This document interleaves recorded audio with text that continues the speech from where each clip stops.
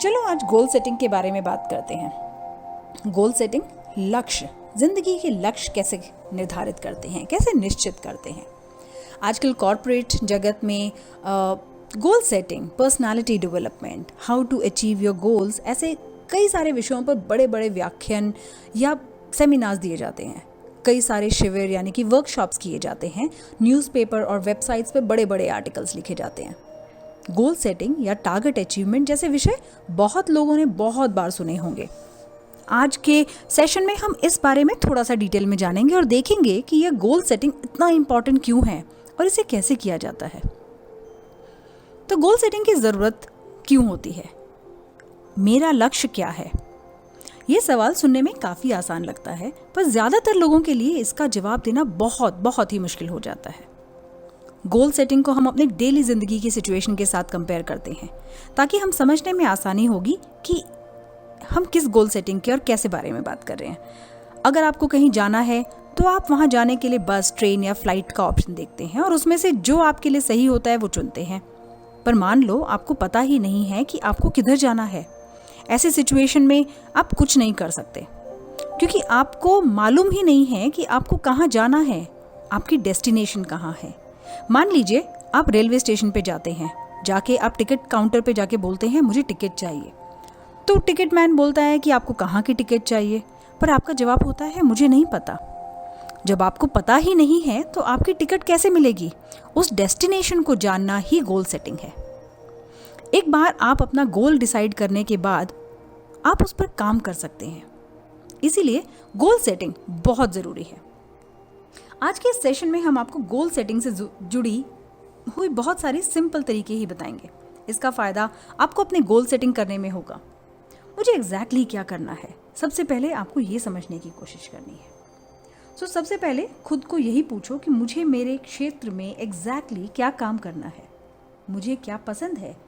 मुझे टेक्निकल काम पसंद है या व्यापार? कौन से क्षेत्र में मुझे आगे जाना है? ऐसा क्या है जो मुझे दिल से पसंद है? इसमें पैसा ज़्यादा मिले या कम मिले, मुझे वही काम करना अच्छा लगेगा।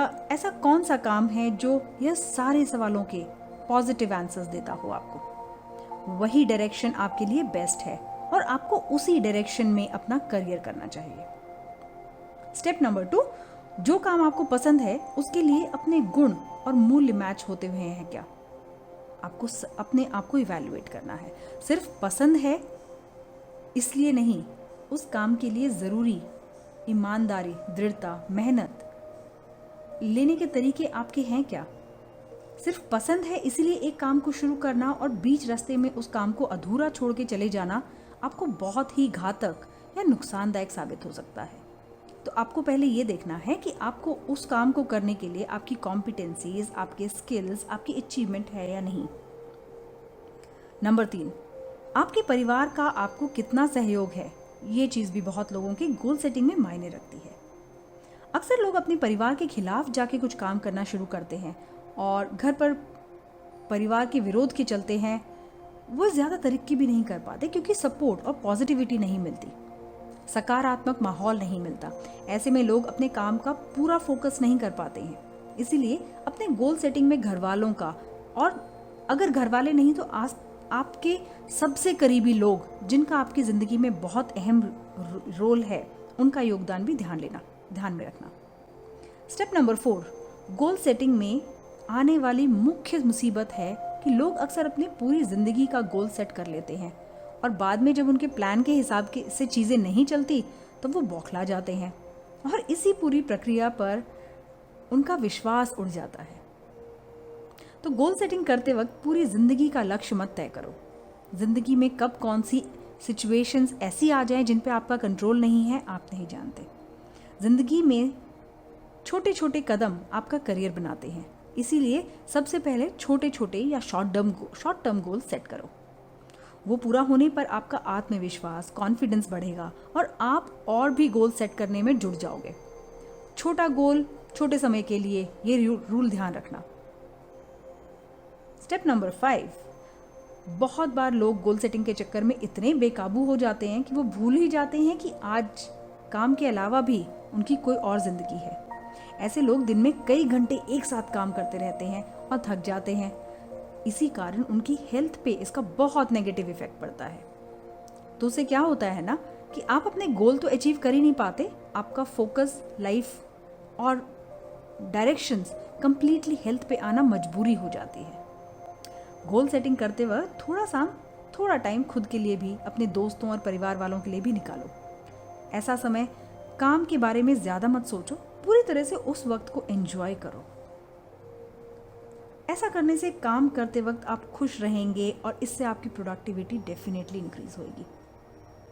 स्टेप नंबर 6, गोल सेटिंग करते वक्त होने वाली एक और इम्पॉर्टेंट गलती ये है कि लोग अपने गोल्स को दूसरों के गोल्स और उनके रिजल्ट से कंपेयर करने लग जाते हैं।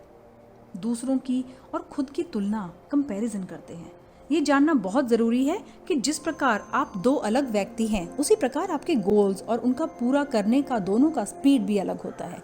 इसीलिए अपनी तुलना किसी और से मत करो, बल्कि अपने आप से करो।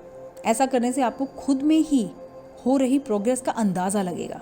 आप इवैल्यूएट कर सकेंगे कि आपने कब काम शुरू किया, कब आप किस लेवल पे हैं और आपको कब कहाँ जाना है। उम्मीद है आपको ये सभी टिप्स खुद के गोल सेट करने में बहुत ही फायदेमंद रहेंगी। गोल सेट करने के बाद अगला पड़ाव आता है उस गोल को अचीव करना, जिसके लिए लगन मेहनत के साथ स्मार्ट वर्क करने की भी ज़रूरत है। ज्ञानी पंडित आपको यही बताएंगे कि अपने गोल्स को सक्सेसफुली अचीव करने के लिए आपको उसमें 100% एफर्ट लगाना ज़रूरी है। तो अपने गोल्स पे वर्क करो और हमें बताना इन केस आपको कोई और टिप इसमें ऐड करनी हो तो।